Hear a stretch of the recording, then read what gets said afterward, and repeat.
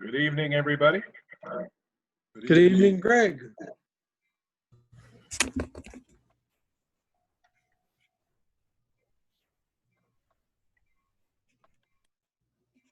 Morning, Greg, or evening, Greg. Howdy.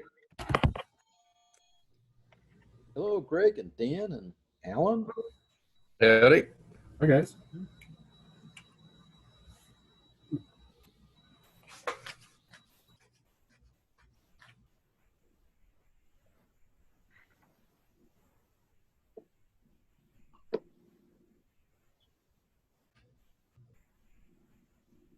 Was there a recording of the second part of Les's video?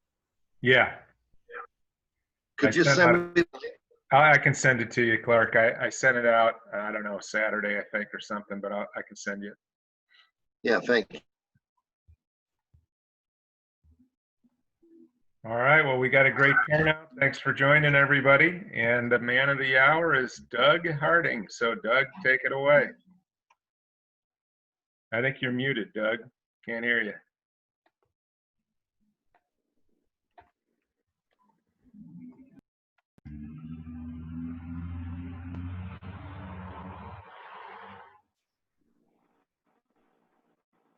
Still can't hear you. Maybe your computer's muted or something. Now can you hear Evening. me?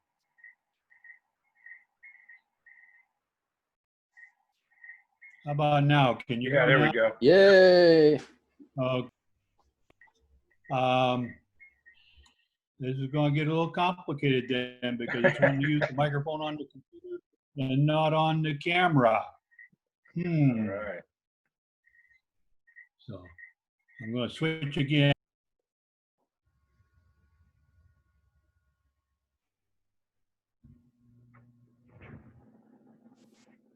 Well, why is this not giving me what I want it to do?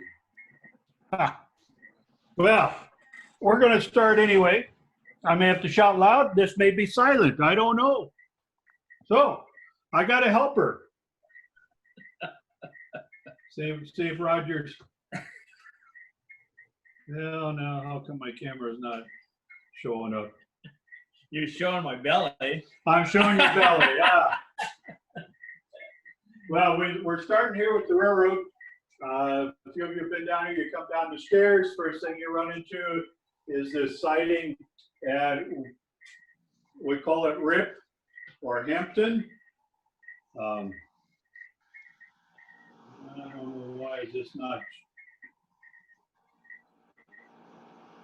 Now, yeah, as you can see, Rip is above the workbench. It's also home for the sugar beet plant or loading facility, so we got lots of sugar beets. Roger's going to run a train around for us if he can get the throttle to work. So we're going to come into, we got Joe's used car lot here. As you can see, Joe Ludley has been moving from his house to an apartment, and he's also going from HO to N, and so I've acquired some things from him, and I've been digging out my stuff as I'm moving into the scenery mode. So we got a lot of stuff. This just makes a good shelf for setting things out. So there in the background, we're coming into Ackley. You can see the Marshall Canning Factory at Ackley, Iowa. My structures are very simple. I fall a little bit into Dick Berry mode when I can. So you can see that I do a little bit with the foam blocks. I do photos on backdrops. I do other things. The engineer, Roger was never signed up as a locomotive operator. So, but anyway, we're coming to Ackley. I hope everyone read their homework. They figured out the map. We're coming into Ackley here. You can see we got a lot of things going on. We've been discussing tractors quite a bit. There are those little oddball things, a couple of them sitting on the flat car, and we got some other stuff sitting here. So I'm running blind. I can't even see what I'm showing you. So this is what I've really been working on the last few weeks, month is this kit batch of these Atlas lumberyard kits. Been doing some scenery work here. Did some more this morning. Scratch built some coal bins to go with the lumberyard scene. And like how this is turning out. Planted some trees this afternoon to help make it look and so.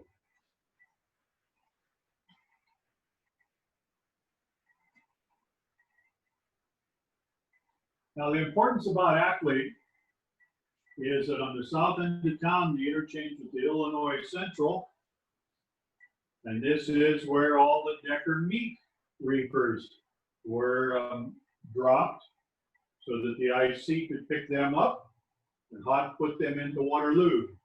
So, of course, in this house, got some obstacles, had to go through a wall. Now I'm moving into another room, so I don't know if you'll hear me or not. So, but here we've got going through some countryside, got some grain side bins going. This is the town of Eldora. You probably can't hear me at all. Okay.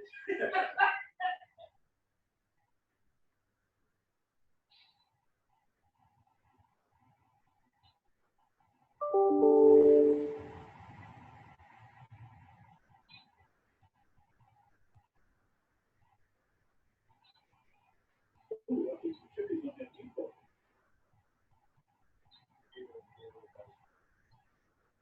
Yeah.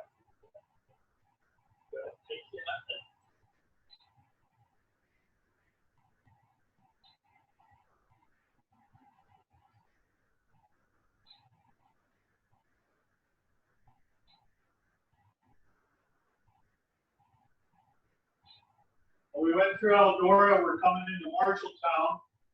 Marshalltown is on the east side. Marshalltown is the 8th Street industrial area, which I've duplicated here. The parts of this, of course, we come down to the Swift meat packing plant. Another one of those great big buried structures that are put to use here.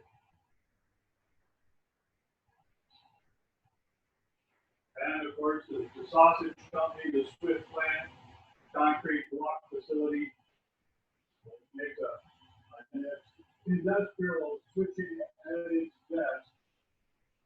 Going through here real quick, I know. I want you to see if you look, there's no runaround in here. You have to plan coming in through the yard accordingly. This is Marshalltown.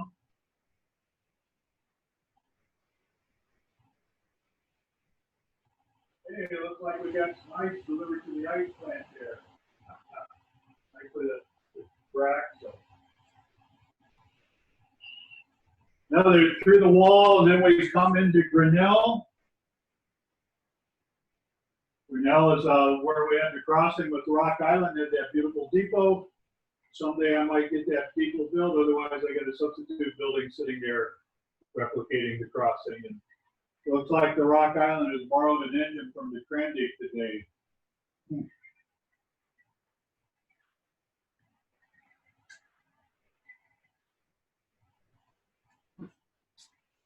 Up on the backdrop, you can see the branch line that's going up to Roland, Iowa. Oh, hit it. That is short there.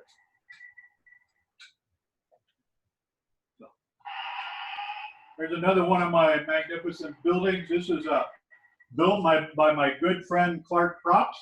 He's loaned me the photograph. Won't give me the building, just as loaned me the photograph. So.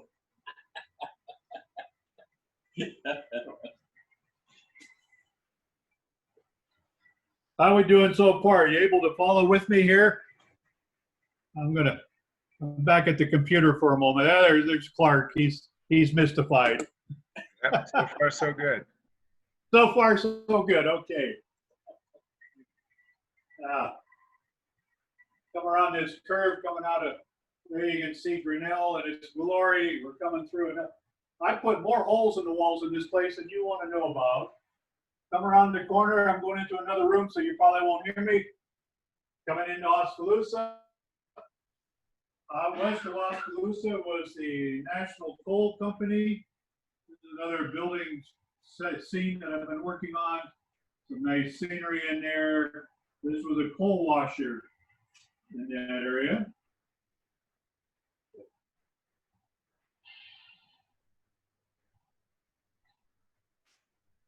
Oskaloosa had stock pens.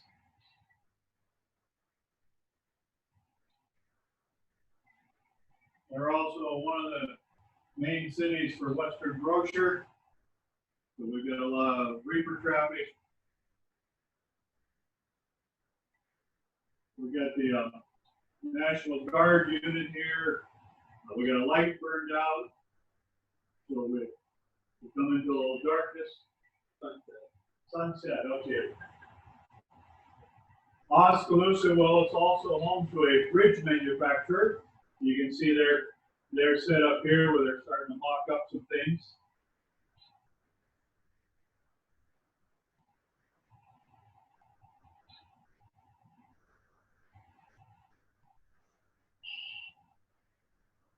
Oh yes, and weather is a problem. We have weather issues here in this town. We're in southern Iowa now. We're down in the town of Kittyville.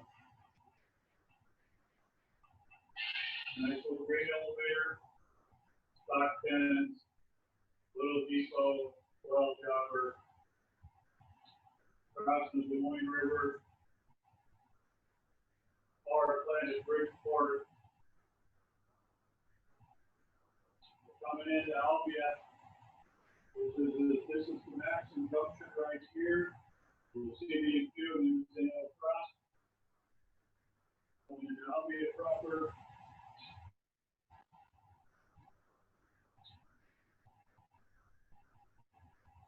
There's a lot of CB2 influence.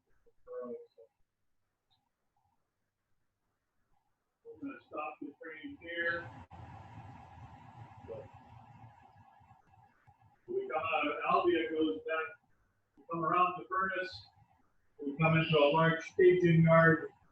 This represents St. Louis.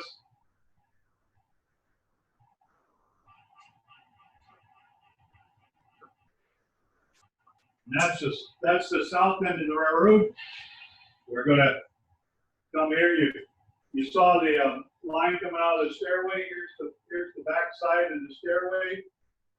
We come north from Hampton. We come around the curve into Mason City. Mason City is the large yard on the railroad.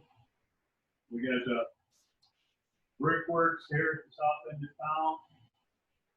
You get the yard, you get the interchange with the Milwaukee, also with the trolley.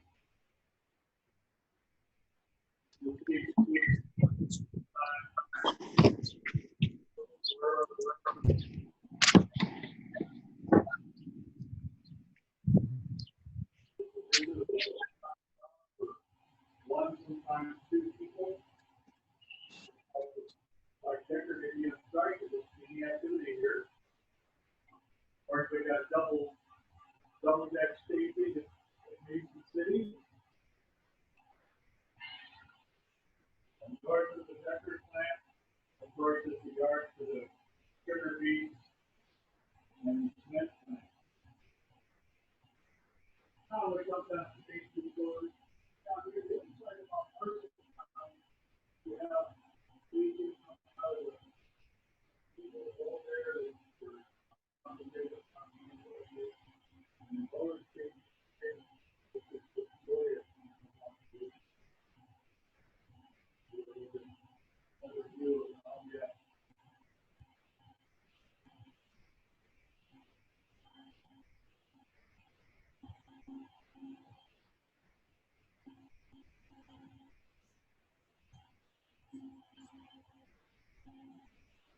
So now I'm back with you.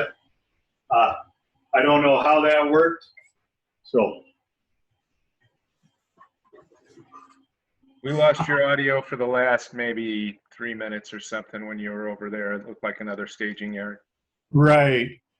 Yeah, I'm gonna see if I can switch cameras here now. Yeah, That worked? yeah, there you got me. Okay. Well, you got a quick view of the layout. Um, I dabble with a little bit of everything and anything. So the where you lost the audio, I was at the north end, which would be the Mason City, the Decker meatpacking plant.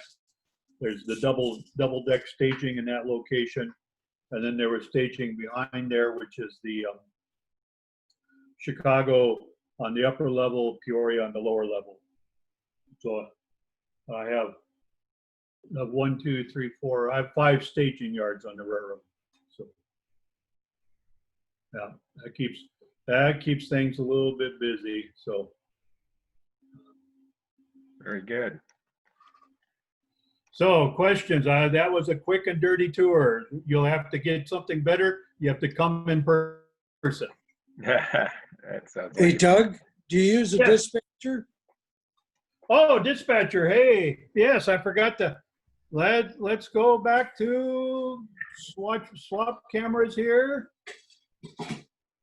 Ah, yes, you got me. So I do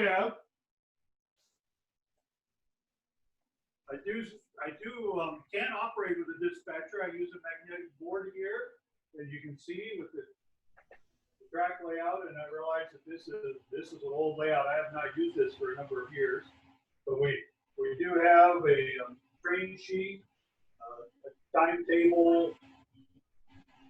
We have a switch list for those who like to use them. Various paper products. I'm trying to invest in a paper company. You know how that goes. So right. yeah. So but yeah, here we are again. I'm back. So other questions?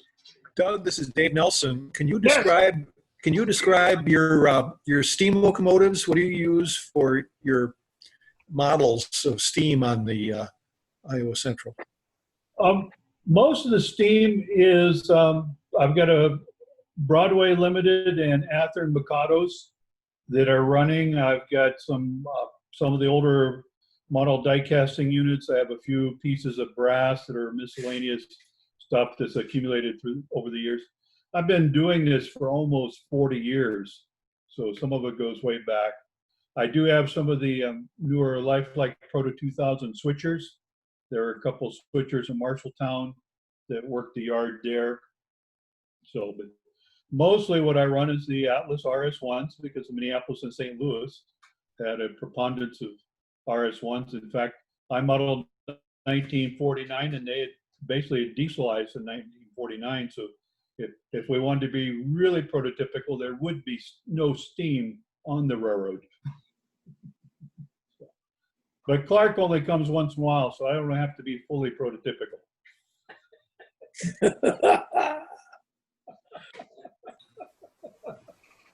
I also like the CB&Q, and so there's a strong influence of CB&Q on here. And there are some Q engines, but not really prototype. Just a few of them are, but not many. But the vast majority of locomotives running on the railroad are the RS1s and F units, some FTs, some F3s, a couple F7s. So. And of course, not all of them have been painted yet for the Minneapolis and St. Louis or the Iowa Central. That's one of them retirement projects, right?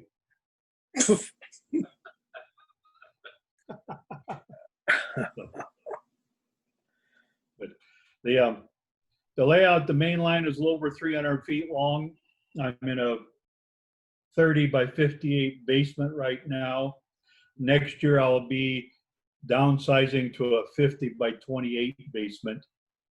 Same configuration, stairway at one end of the basement. And so everything I have will fit. I might have to modify a little bit when I get around the furnace setup and water heater. But I've done that so many times, I don't give it a second thought. Second nature for me. to make modifications to the layout. It's all built in sections that are 6 feet long. It comes apart, gets packed up, makes a move. So, Doug, yes. you know, if you could make it full screen and show your packing house, you have a really nice packing house, and it would be a nice thing to look at. Well, Good if that you would do be full screen. the Decker meatpacking plant. So let me switch back to the portable camera, and I'll go and show it to you. You won't hear me, but you can see it. Yeah, So, but try to go full screen. full screen. Yes, because we only saw just, we saw everything kind of tiny. Well, Rod, if you put yourself in speaker view, and it'll go full screen for you. Yeah, I think that, Ron, I think that's on your end, not mine. Right. I'm getting full screen. Okay. Hmm. Go up in the upper right-hand corner where you see it says gallery view or speaker view. Click so you see speaker view.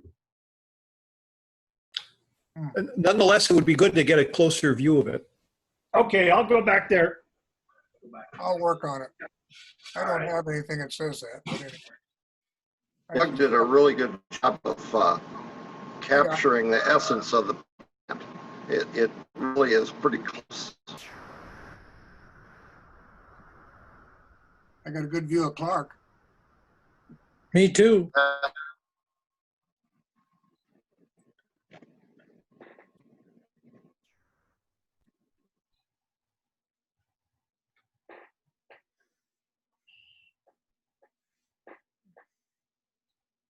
This is the hog sheds here. The hog warehouse is a 5-story structure. This is all stretch built. Now, I can talk for him. That's the Hog Hotel. Then they come over to the main buildings where they took the We're not seeing animals apart. Clark, we're seeing you, not the plant. Oh, sorry. Yeah, because it's speaker view. Whoever's talking has the floor.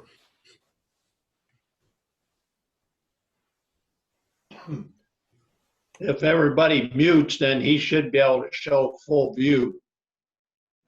Yeah, everybody mute. And the other thing you can do is you can right-click Doug's video and pin it.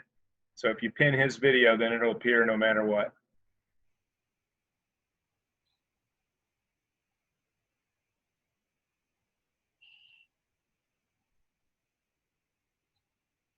As you can see, this is the overhead structure. One time it was here. And one time when I moved, the movers did a number on that. So, hogs are on the south end. Cattle came in on the north end.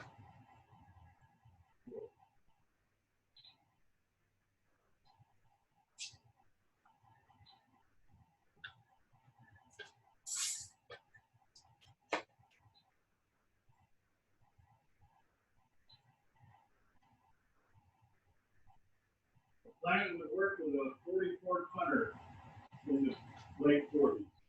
They didn't switch to an RS1 until the early 50s.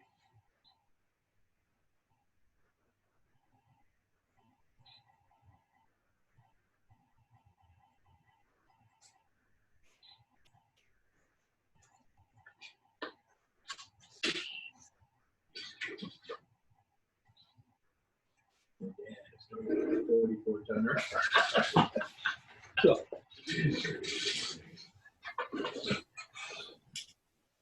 okay, I'm back in my chair here.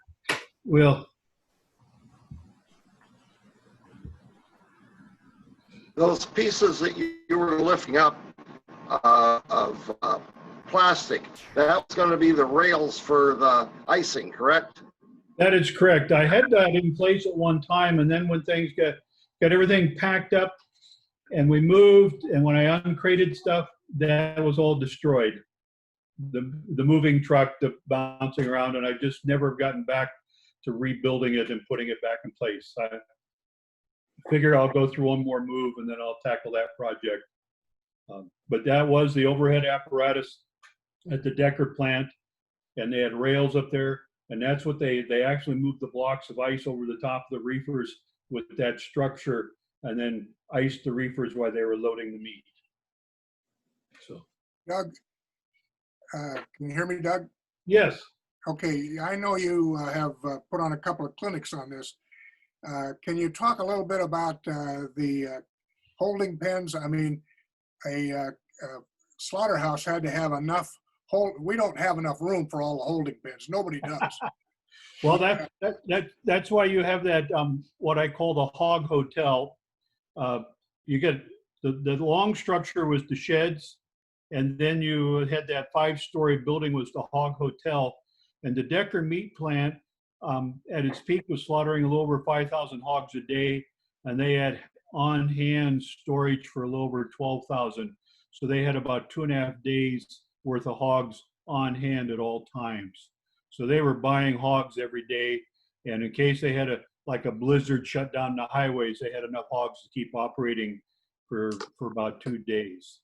They also slaughtered sheep and cattle up until about, I think it was 1952 when they stopped sheep production, and then they continued with hogs and beef at the plant. But most of the big slaughterhouses of Rath and Waterloo, the Decker plant, others had those multi-story buildings for the hogs, and they had ramps built into the end of the buildings, just kind of like in a football stadium. And the hogs, they would walk the hogs up the ramp to the top level, and that is where they were essentially were killed, hung on the chain, and then they used gravity in the chains that can work back their way back down the 5 levels of the building to the loading dock. And that was very common for meatpacking plants built from about 1890 up to about 1930. Then in the 30s, the designs changed and they started going to the linear all in one level, because by then they had electricity, electric motors, and reliable means of moving the carcasses from one station to the next as they process the carcasses. So, Doug, how many beef cattle were slaughtered in a day?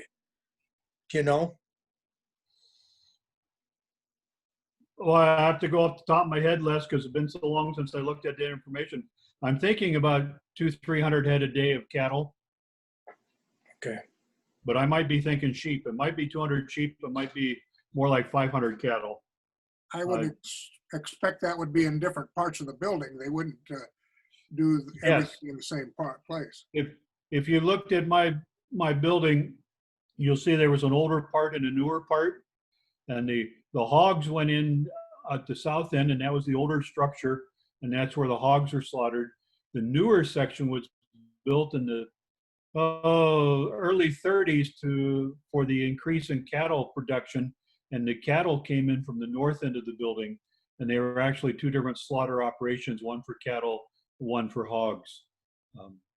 And they built separate coolers and everything, if I remember correctly. Clark, you can jump in if I got this wrong, or you can choose to ignore me. So. No, I wouldn't know either, but there are articles in Craftsman that would tell you that information, because you did one on the packing house and I did one on my layout, and that information would be in those 2 articles. Yes, my articles were published in 2004, October, November, Railroad Model Craftsman. And then I also did some articles on the general operations of the meatpacking plant the next spring in the Dispatcher magazine of the operations SIG of the NMRA. So I've posted stuff online. I've got several clinics I've done across the country at NMRA conventions and at prototype meets. So, and I still answer questions for people. They still seem to think I'm the expert on this subject. Don't know why. I don't know either. I think you are, that's why. Doug, anybody operating down your way yet? No operations that I know of. I only really know of 2 or 3 operating layouts here in roughly central Iowa. Ted and Penny Smith over in Coralville have decided not to hold a session as of yet. I've been playing with the idea of maybe doing something early in August, but we live in Story County, and Story County is seeing a spike in COVID infections, and they may even close the bars and Ames again, and that would be devastating to the Iowa State students who are all getting sick. So, Now we've got on Sunday, we have an operating session in Michigan. yeah. Okay. I know there's been a few going on, but none here in central Iowa that I'm aware of. And no one's really asked me there. No one's really eager to get back together yet. I think this is the first one that will, in our area over here. The people down in Indiana have said that it may be in September or October. Yeah. Yeah. So I know, as far as train shows, train meets, any of those gatherings, they've all been canceled clear up through this fall. I haven't heard about the prototype meet at Naperville. I know that's changed because of the venue change, but I don't know if they're still planning to hold that or not. I think they're not. Yeah. Okay. There is a train show going on, I think this weekend in Oklahoma. All right. I know that in Davenport, there's a sale going on.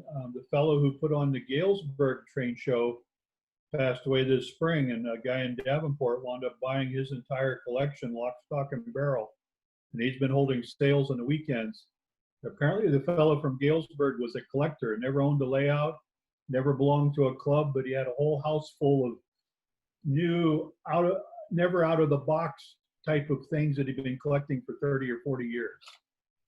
I know a lot of guys like that. Yeah. and they're holding another, I think this is the 3rd sale. They're getting into the 3rd trailer this Saturday and Sunday. So The Galesburg show was really a good one, and people are wondering if it will return, because they really had to struggle to find someone to take it over when Harry Grossman, who was connected with Carl Sandburg College, retired and moved out of town. And Galesburg just isn't a hotbed of modeling. They used to have a hobby shop, but that has long since closed.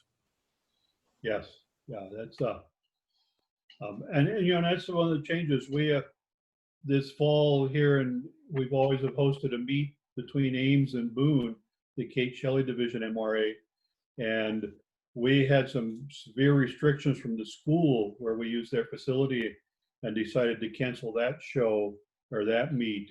And there had been talk among the group that this was going to be the last year anyway, because with my retirement and moving away, and the superintendent has moved away, the 4 guys left are going, we can't do it by ourselves. So that will probably be another meet that may disappear. But eBay is still offering stuff. You can still buy things if you want.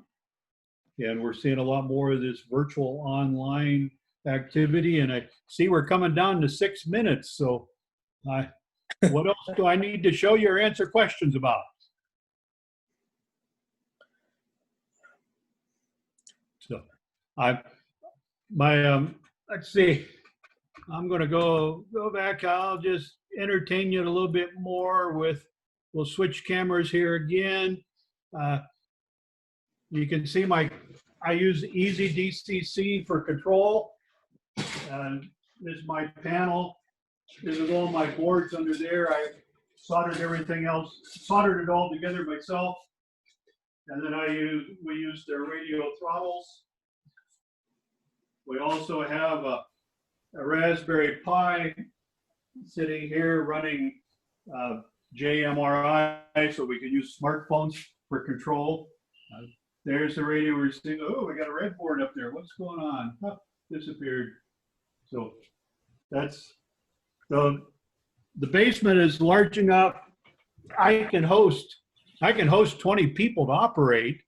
The railroad runs really well with about a dozen or so. We start getting more than that, we need to double up on teams or crews. And I know when Clark comes down, he likes to double up a lot of times with Bob because there is a lot of switching on the layout, and it keeps them pretty busy. And Clark, when he's got a helper, he tends not to goof up as often. I